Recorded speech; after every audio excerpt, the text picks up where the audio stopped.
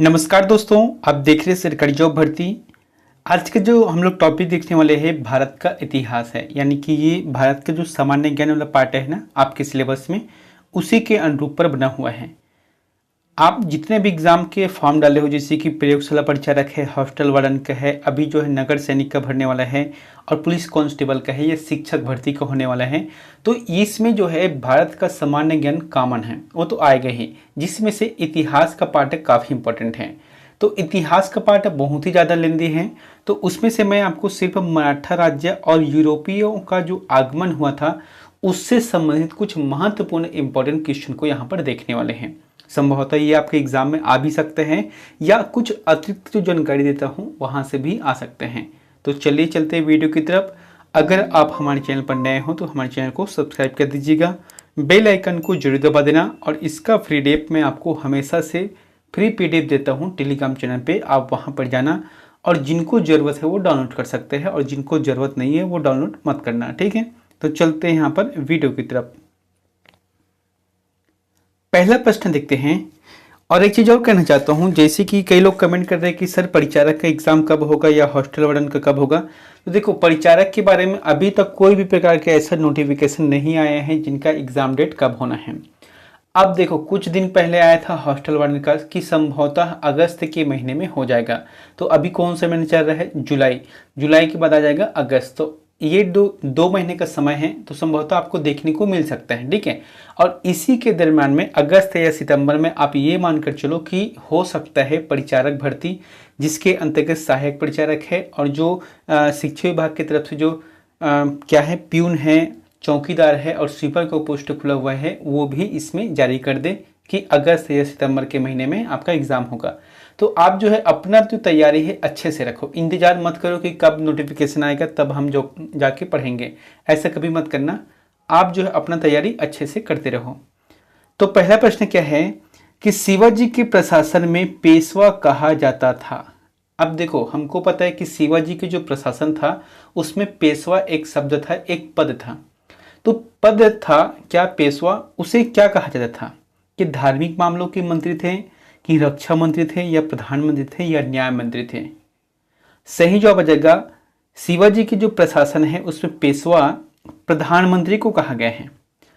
देखो, एक तो क्या होता था, शिवाजी क्या है, राजा है, और प्रधानमंत्री क्या है, पेशवा है। जैसे कि आज की डेट में क्या होता है, प्रधानमंत्री वो पूरा देश को चलाता है ना।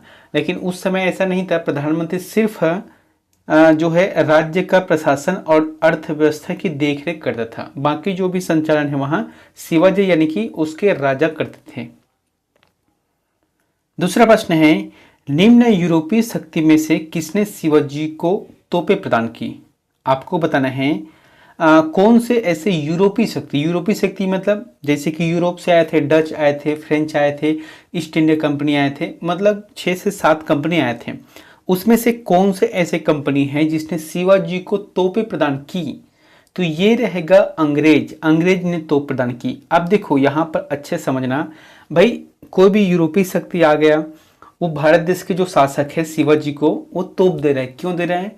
क्योंकि वह उनके काम आएगा, या ऐसे हम कह सकते हैं कि शिवाजी अपने दुश्मनों से लड़ेगा ताकि इनको फायदा मिल सके। और यही चीज हुआ था, अंग्रेजों ने मुगलों से लड़ने के लिए, क्योंकि उस समय जो है मराठा का जो सबसे प्रमुख दुश्मन था, कह सकते हैं मुगल व्यवस्था था, ठीक है। मुगल कालीन जो भी शासक हुए थे, अकबर है, जहांगीर है, बाबर है, वो सभी हुए थे। तो इनसे लड़ने के लिए सिर्फ एक ही योद्धा था वहाँ, मराठा शासक। तो मराठा शासक को अंग्रेजों ने तोप दिया था कि तुम लोग जो है इस तोप को पकड़ो और इसे जो है आप मुगलों से युद्ध करना है। तो इसका जो आंसर आ जाएगा सी नंबर सही रहेगा, ठीक है। अगले है, शिवाजी ने मुगलों को किस संधि के द्वारा किलों को हस्तांतरित किया? काफी इंपॉर्टेंट प्रश्न है। क्या बोला गया है, शिवाजी ने मुगलों को किस संधि के द्वारा किलों को हस्तांतरित किया है? तो सही जवाब आ जाएगा पुरंदर की संधि।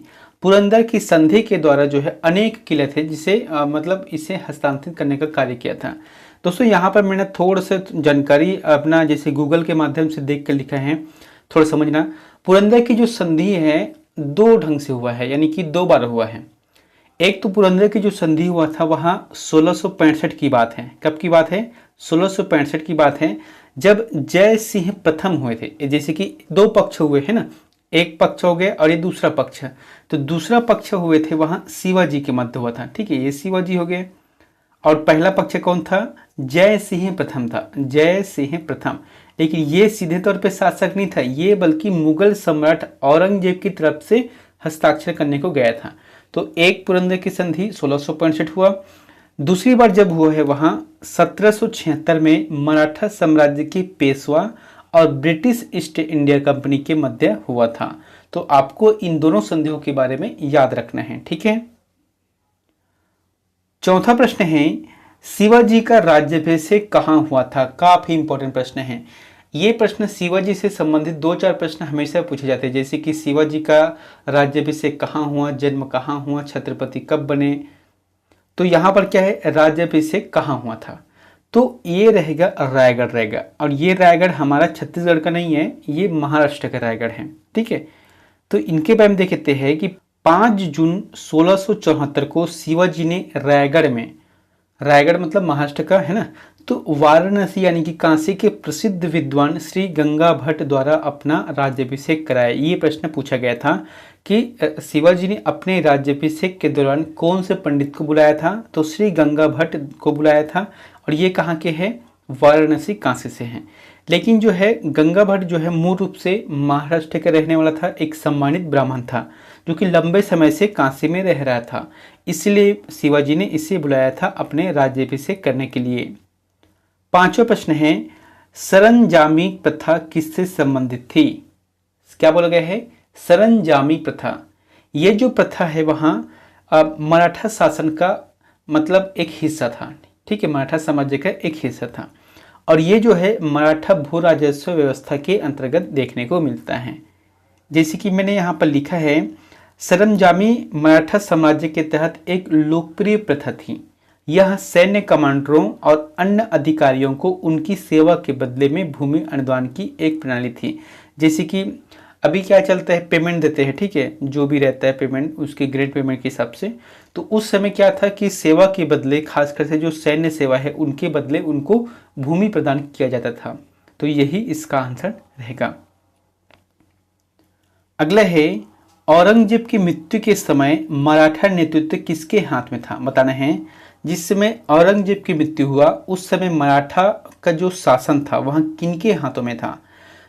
जैसे कि संभाजी है, राजाराम है, जीजाबाई है या ताराबाई?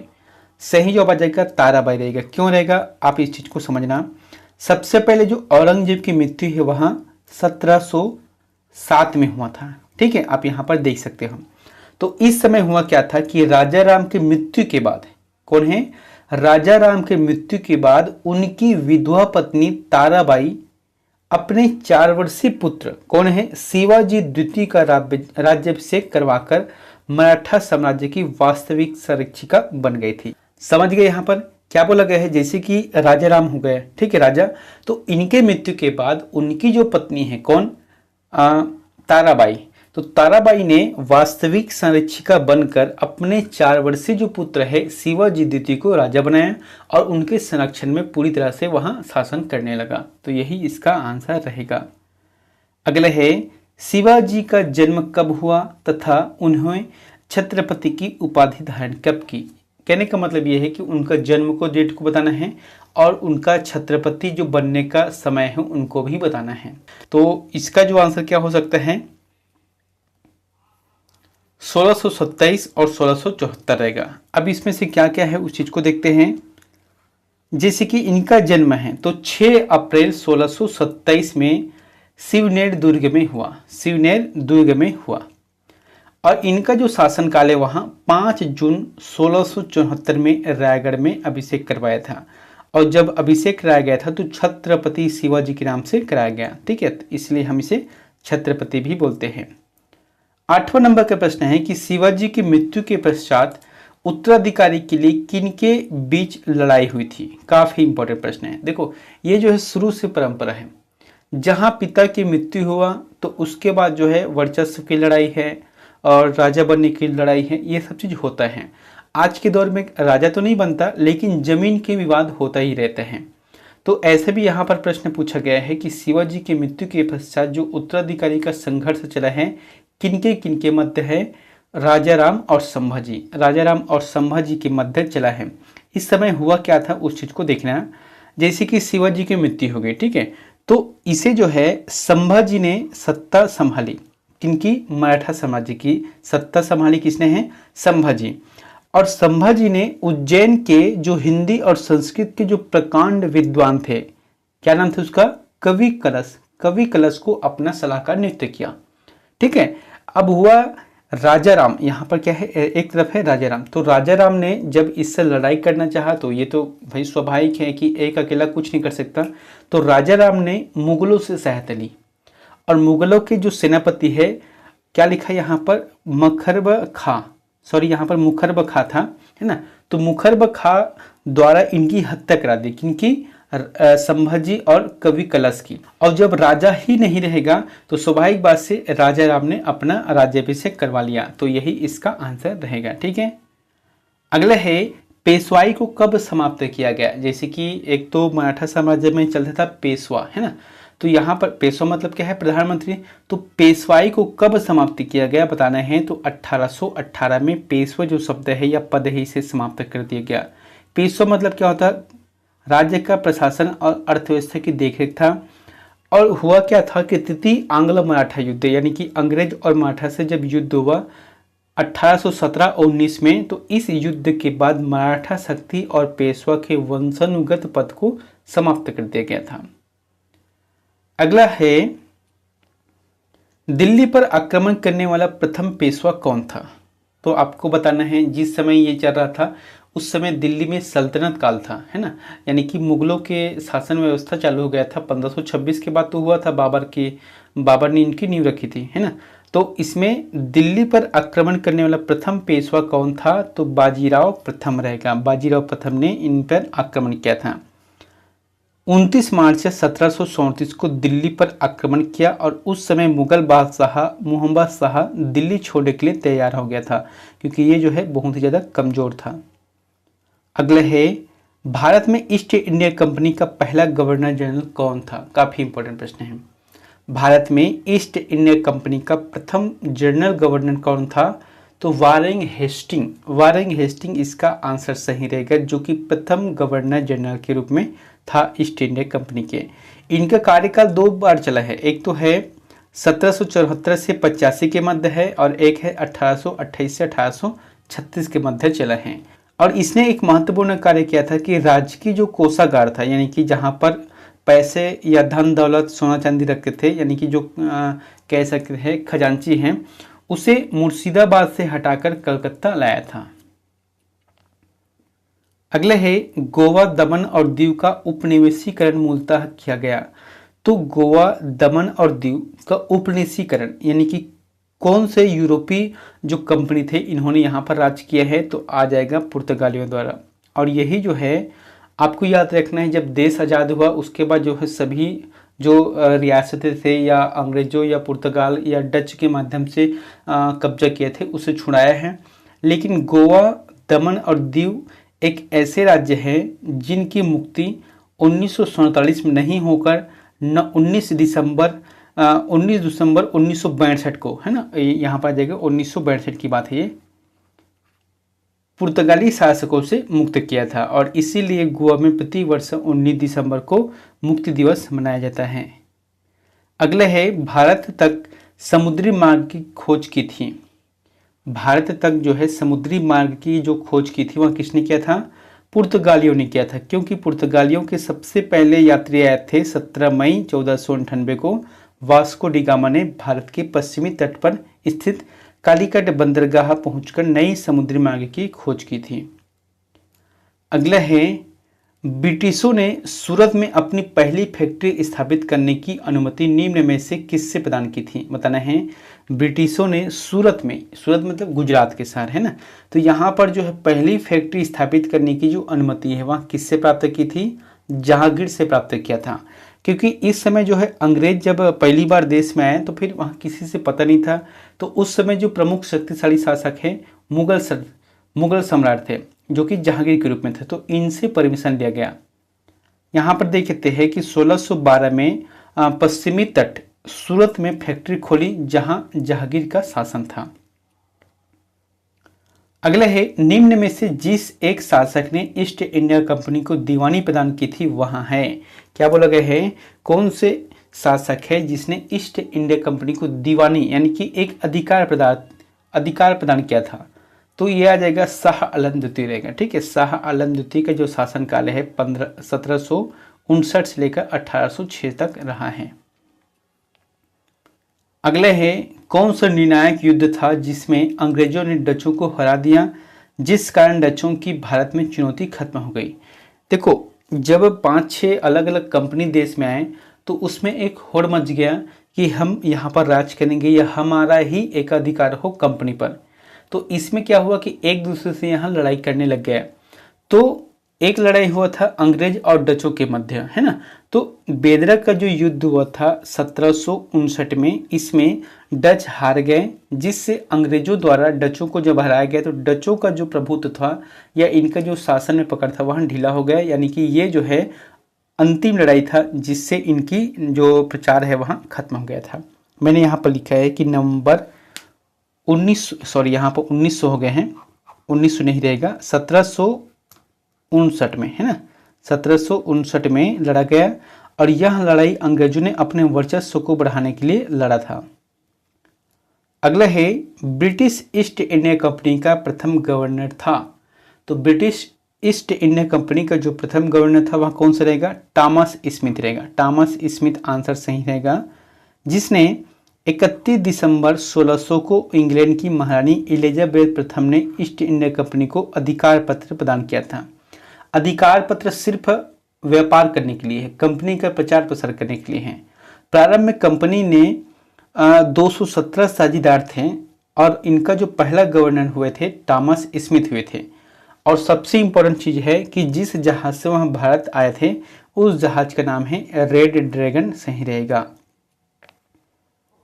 अगला है, कैप्टन विलियम्स हॉकिंस किस जहाज से भारत पहुंचा? तो कैप्टन विलियम्स हॉकिंस जो है हेक्टर नामक जहाज से भारत पहुंचा था। मैंने यहाँ पर लिखा भी है कि मुगल दरबार में आने वाला प्रथम अंग्रेज कैप्टन हॉकिंस था, जो जेम्स प्रथम के राजदूत के रूप में अप्रैल 1906 में जहांगीर के दरबार में गया था। ठीक है, आपको याद रखना है, कभी कभी प्रश्न पूछते हैं कि जहांगीर के दरबार में कौन गए थे, तो आंसर देगा कैप्टन हॉकिंस रहेगा, जो कि किस में आए थे?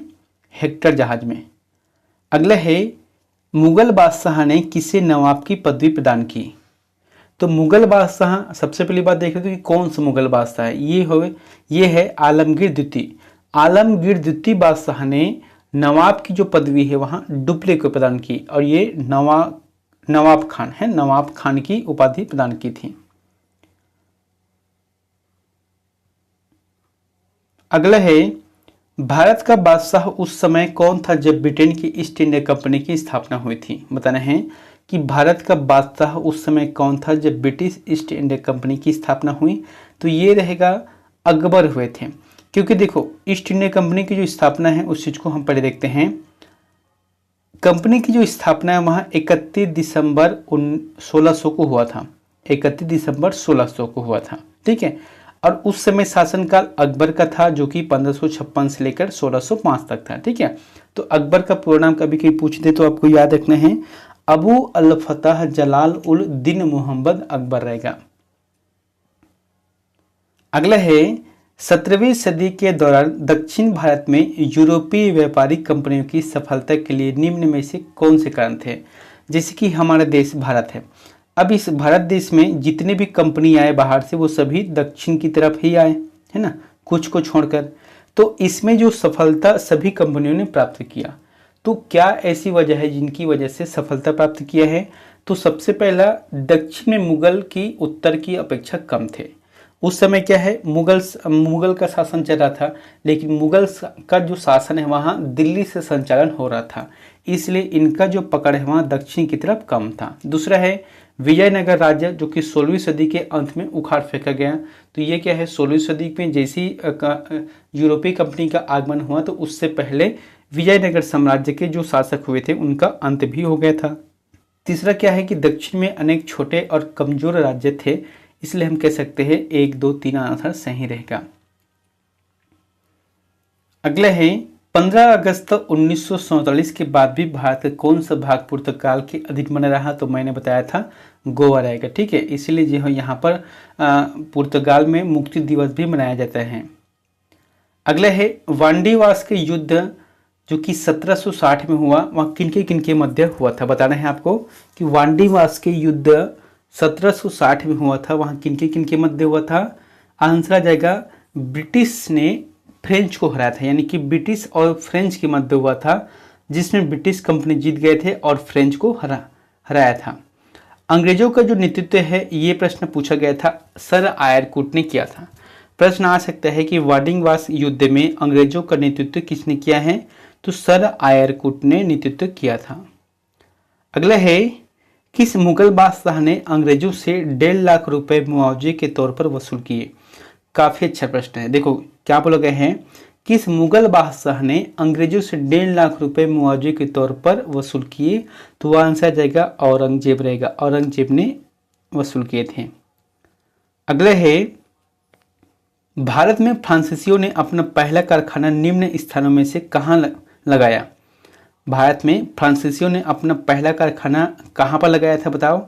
सूरत, मैंने बताया था गुजरात का एक शहर है सूरत, जहाँ पर 1668 में भारत की जो सूरत है वहाँ पर प्रथम फ्रेंच फैक्ट्री का निर्माण किया गया था, यानी कि इसकी स्थापना की गई थी। ये कब की बात है, 1668 की बात है। अगला है किसे जहांगीर ने खान की उपाधि से सम्मानित किया, तो जहांगीर मुगल शासक था, उसने किसे खान की उपाधि से सम्मानित किया है, हॉकिंस रहेगा, हॉकिंस। सम्राट जेम्स प्रथम ने 1608 में कैप्टन हॉकिंस को अपने राजदूत के रूप में मुगल सम्राट जहांगीर के दरबार में भेजा था। अब दरबार में भेजा है, इसका मतलब उन्होंने जो है कुछ न कुछ लालच में भेजा था कि हमको कोई स्थान दो फैक्ट्री खोलने के लिए, या कुछ भी अपना जो कार्यक्रम है या कारखाना खोलना है उसके लिए है। अगले है ब्रिटिश के साथ बेसिन की संधि निम्न पेशों में से किसने की थी, तो ब्रिटिशों के साथ जो है पेशवा यानी कि मराठों ने जो बेसिन की संधि है वहाँ किसने की थी, आंसर जाएगा बाजीराव द्वितीय ने किया था। देखिए तो यहाँ पर इनके बारे में काफ़ी इंपॉर्टेंट प्रश्न है कि 31 दिसंबर 1802 में यहाँ संधि हुआ था। कौन सा संधि, बेसिन का संधि। अंग्रेजी ईस्ट इंडिया कंपनी और मराठा शासक बाजीराव द्वितीय के मध्य यहाँ हुआ था। अगला है अलबुकर्क ने गोवा को 1510 में किससे छीना था। ये प्रश्न कई बार एग्जाम पूछे गए हैं कि अलबुकर्क ने गोवा को 1510 में किससे छीना था, तो बीजापुर के सुल्तान से। और उस समय बीजापुर के सुल्तान कौन थे, यूसुफ आदिल शाह थे। अगले है मराठा राज्य का दूसरा संस्थापक किसे कहा जाता है। जैसे कि प्रथम संस्थापक कौन हुए थे, छत्रपति शिवाजी हुए थे। तो उसके बाद जो वंशज आए थे तो वो कमजोर पड़ गए थे। फिर मराठा साम्राज्य का एक नया उत्कर्ष हुआ, जिसकी स्थापना किसने की है, बालाजी विश्वनाथ। ये जो है द्वितीय संस्थापक के रूप में से कहा जाता है। मराठा शासक शाहू ने 16 नवंबर 1713 को बालाजी विश्वनाथ को पेशवा नियुक्त किया था। 230 नंबर का प्रश्न आप लोगों के लिए होमवर्क है, तो इसका आंसर हमें प्लीज कमेंट बॉक्स पर जाकर जरूर कमेंट करें। क्या बोला गया है कि अष्टप्रधान मंत्री परिषद किस शासक के शासनकाल में थी। आपको बताना है कि कौन से ऐसे शासक हुए देश में जिनके सेनापति इनके जो है मंत्री परिषद को अष्टप्रधान कहा गया है। जैसे कि टीपू सुल्तान है, अकबर है, शिवाजी है या कृष्णदेव राय है। इन चारों में से जो भी ऑप्शन आपको सही लगता है तो हमें कमेंट बॉक्स पर जाकर जरूर कमेंट करें। मिलते हैं नेक्स्ट वीडियो में एक नई जानकारी के साथ। Thank you.